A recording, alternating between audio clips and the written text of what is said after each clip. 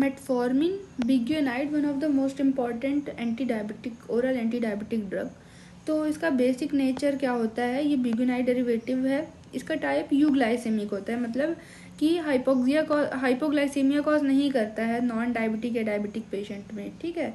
और pancreatic requirement की अगर हम बात करें तो ये ऐसा नहीं करता है जैसे अदर हमने ड्रग्स पढ़े थे, वो बीटा सेल को स्टिमुलेट करते हैं ताकि वो इंसुलिन प्रोड्यूस करें।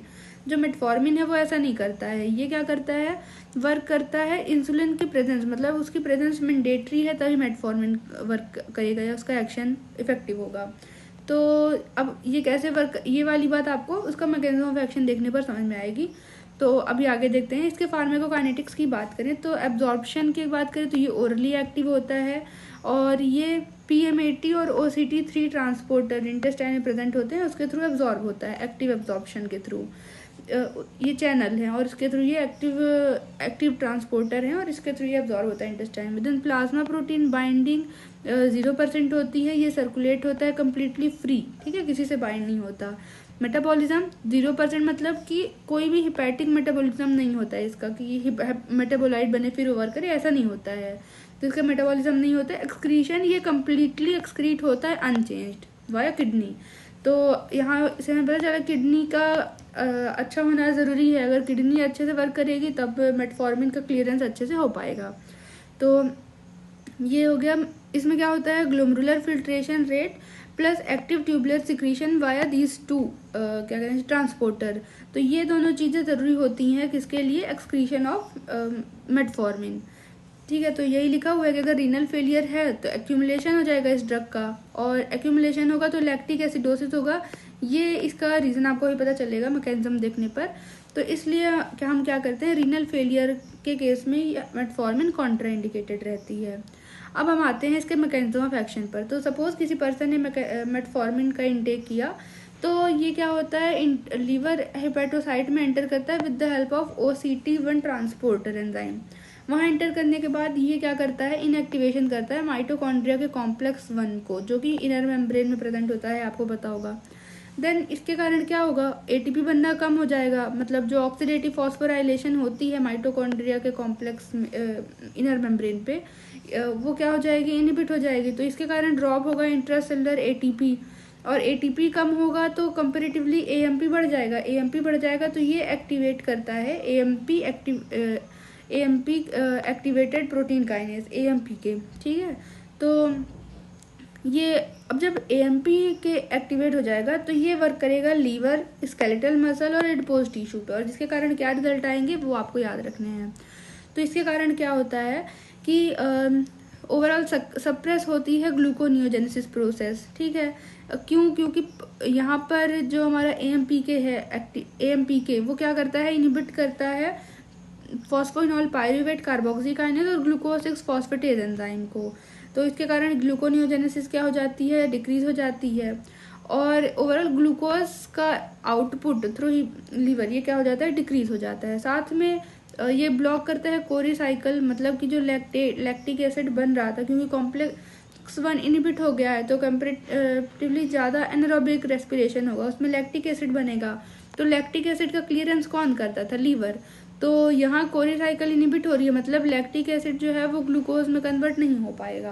तो ये तो आपको ओवरऑल 2 बातें याद रखनी है कि लीवर में ग्लूकोनियोजेनेसिस इनहिबिट हो रही है, और दूसरा कि लैक्टेट जो है वो लीवर में नहीं बन पा रहा है, तो कोरी साइकिल ब्लॉक हो रही है। एंजाइम अगर आप याद कर सकते हो तो आप कर लीजिए। देन उसके बाद GLUT4 ट्रांसलोक स्केलेटल मसल पर क्या होता है, स्केलेटल मसल में GLUT4 जो ट्रांसपोर्टर होता है उनका ट्रांसलोकेशन हो जाता है सेल मेम्ब्रेन पर। अब ये मेम्ब्रेन पर आ जाएगा तो ग्लूकोज इजिली सेल के अंदर एंटर कर जाएगा।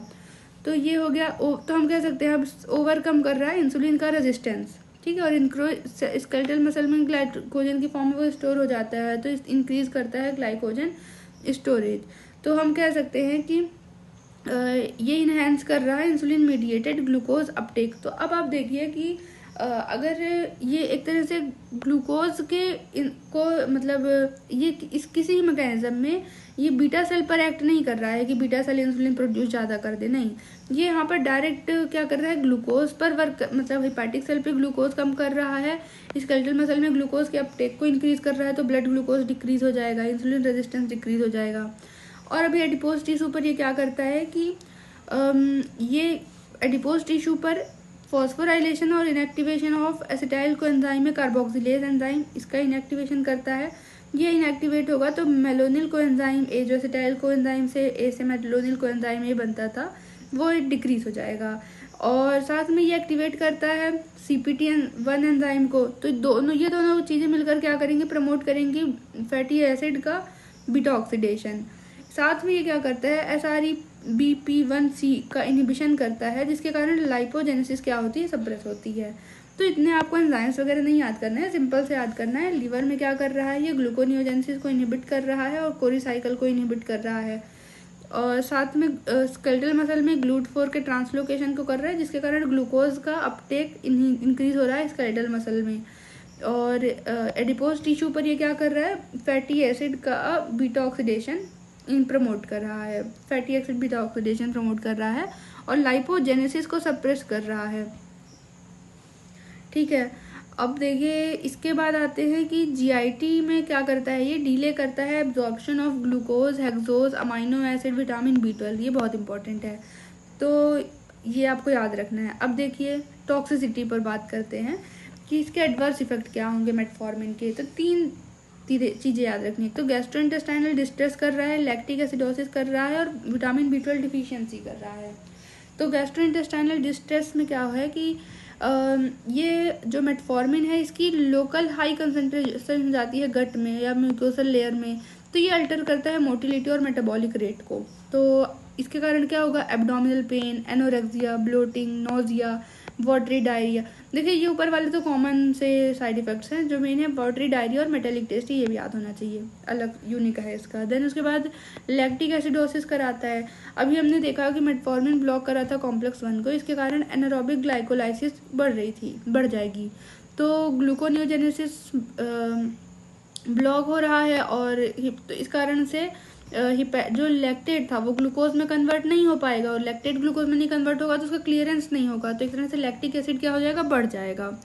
ठीक है, तो एक तो एनारोबिक ग्लाइकोलाइसिस बढ़ रहा है और साथ में ग्लूकोनियोजेनेसिस भी स्टॉप हो रहा है, तो दोनों से क्या हो रहा है, लैक्टिक एसिड बढ़ रहा है, तो इसके कारण क्या होता है, lactic acidosis.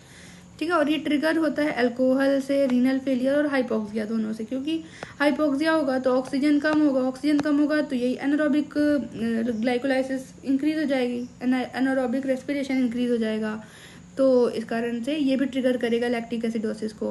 Then vitamin B12 deficiency में तो इंटरफेयर करता है calcium dependent absorption of I interferon, और B12 का जो कॉम्प्लेक्स बनता है उसको वो क्या करता है, इनहिबिट करता है, उसके एब्जॉर्प्शन को या उसको इंटरफेयर करता है, हाँ उसके एब्जॉर्प्शन को इंटरफेयर करता है इन द इलियम। तो एक तरह से विटामिन B12 डिफिशियंसी हो जाएगी, क्योंकि इंटरफेरॉन के थ्रू ही तो विटामिन B12 एब्जॉर्ब होता था, तो ये होगा। अब विटामिन B12 डिफिशियंसी होगी तो मेगालोब्लास्टिक एनीमिया होगा, पेरिफेरल न्यूरोपैथी हो सकती है अगर क्रॉनिकली यूज़ किया जाए मेटफॉर्मिन का। तो तीन चीज़ें सीधा याद रखना है, गैस्ट्रोइंटेस्टाइनल डिस्ट्रेस में ये आपको याद रखना है। देन लैक्टिक एसिडोसिस में आपको ये मैकेनिज्म पता होना चाहिए कि क्यों ऐसा हो रहा है, और विटामिन B12 डिफिशियंसी में ये पता होना चाहिए कि विटामिन मेटफॉर्मिन इसके एब्जॉर्प्शन से इंटरफेयर करता है, जिसके कारण ये डिजीजेज हो सकती हैं। ठीक है, देन आ जाइए कॉन्ट्रा इंडिकेशन और ड्रग इंट्रैक्शन में। तो किन में ये हमारा एकदम से कॉन्ट्रा इंडिकेटेड है मेटफॉर्मिन देना, तो एक तो रीनल इनसफिशिएंसी, रीज़न आपको पता ही है क्योंकि एक्यूमुलेशन होने का रिस्क है। हाइपोक्सिया स्टेट, तो अभी हमने देखा कि एनारोबिक रेस्पिरेशन हो रहा था ऑलरेडी, क्योंकि कॉम्प्लेक्स 1 इनहिबिटेड था, तो लैक्टिक एसिड प्रोड्यूस हो रहा है, और हाइपोक्सिया की कंडीशन हो गई तो और ज़्यादा एनारोबिक रेस्पिरेशन होगा, मतलब कि ये जो हमारा माइटोकॉन्ड्रिया में एरोबिक रेस्पिरेशन होता था वो इनहिबिट हो जाएगा, तो ओवरऑल फिर और ज़्यादा क्या हो जाएगा, एनारोबिक लैक्टेट प्रोडक्शन हो जाएगा, तो बहुत ज़्यादा लैक्टिक एसिडोसिस होने के चांसेस हैं। हिपैटिक इम्पेयरमेंट, तो ये डिस्ट्रॉय करता है, वही अगर लीवर का इम्पेयरमेंट है तो क्या होगा, लैक्टेट और ज़्यादा क्लियर नहीं हो पाएगा, तो इस कारण से उसमें नहीं देना होता है। और क्रोनिक एल्कोहलिज्म, इससे ये भी लैक्टिक एसिड से ही है, क्योंकि ये लैक्टेट मेटाबॉलिज्म को इनहिबिट करता है, तो लैक्टिक एसिड क्या होगा, एक्यूमुलेट होने लगेगा। ठीक है, देन इसके बाद अगला देखते हैं इसका क्रिटिकल ड्रग इंटरेक्शन क्या है। तो सिमेटिडीन, फ्यूरेसेमाइड, इनको ये क्या करते हैं, कम्पीट करते हैं OCT2 रीनल ट्रांसपोर्टर आपको पता होगा, तो उस रीनल ट्रांसपोर्टर के लिए ये कॉम्पीट करते हैं मेटफॉर्मिन से। तो इस कारण से मेटफॉर्मिन ईजिली क्लियर नहीं हो पाएगा और इसके कारण क्या होगी, टॉक्सिसिटी हो जाएगी। साथ में जो iodinated contrast media CD dye होता है, उसमें क्या ये इंड्यूस करता है रीनल फंक्शन को टेम्परेरली, रीनल डिसफंक्शन को इंड्यूस करता है टेम्परेरली। मतलब उस टाइम, थोड़े टाइम के लिए जब हम ये मेथड करते हैं किसी पर्सन पर, किसी इंडिविजुअल पर, तो उसमें थोड़े टाइम के लिए रीनल डिसफंक्शन हो जाता है। अब हमें पता है रीनल डिसफंक्शन होगा तो मेटफॉर्मिन क्या होगा, एक्यूमुलेट होने लगेगा, क्लियर नहीं हो पाएगा। तो इसलिए हम क्या करते हैं कि आयोडीनेटेड कॉन्ट्रास्ट मीडिया सीटी डाई देने से पहले पर्सन को 48 आवर तक मेटफॉर्मिन नहीं देते हैं, ताकि जो एक्यूमुलेशन है ड्यू टू रीनल डिसफंक्शन वो ना हो। तो ये आपको याद होना चाहिए, पता होना चाहिए कि भाई मेटफॉर्मिन क्योंकि बहुत कॉमन ड्रग है, लेकिन पता चले आप ऐसे पर्सन को दे दिए जिसका रीनल इनसफिशियंसी है, जिसका हिपैटिक इम्पेयरमेंट है, क्रोनिक अल्कोहलिज्म है, तो फिर उसको मेटफॉर्मिन फ़ायदा करने की जगह नुकसान कर देगा। ठीक है। और किसी को सिमेटिडीन ऑलरेडी दिया जा रहा है, तो सिमेटिडीन तो बहुत कॉमनली लोग को दिया ही जाता है, तो इस कारण से उसमें भी दिक्कत हो जाएगी। ठीक है, तो ये आपको पता होना चाहिए। देन आगे देखें तो इसके क्लिनिकल यूजेस क्या है। तो ये फर्स्ट चॉइस मोनोथेरेपी है, मतलब कि ऑल टाइप 2 डायबिटिक पेशेंट के लिए। और किन में कॉन्ट्राइंडिकेटेड है वो तो आपने देख ही लिया। इफिशियंसी पैरामीटर क्या है कि ये ड्रॉप करता है HbA1c को लगभग 0.8 से 1.2% तक। ठीक है। और वेट प्रोफाइल की बात करें तो वेट लॉस प्रमोटिंग होता है, ये आइडियल है ओबेस पेशेंट के लिए, क्योंकि हमने देखा अभी मैकेनिज्म इसका नॉन लाइपोजेनिक होता है और सेटाइटी इंड्यूस कर देता है, इसलिए पर्सन क्या होगा, बहुत ज़्यादा फूड इंटेक नहीं करेगा। PCOS में ये इंपॉर्टेंट है क्योंकि रिड्यूस करता है इंसुलिन रेजिस्टेंस को, जो कि PCOS में हो रहा होता है, और इसके कारण ये रीस्टोर करता है ओव्यूलेशन एंड फर्टिलिटी। और प्री डायबिटिक में भी ये प्रूवन है कि प्री डायबिटिक में भी हम या फिर जो ऑनसेट है टाइप 2 डायबिटीज मेलाइटस का, तो उसके लिए हम दे सकते हैं किसको, मेटफॉर्मिन को। तो इस तरीके से आपको ये ओवरऑल याद होना चाहिए कि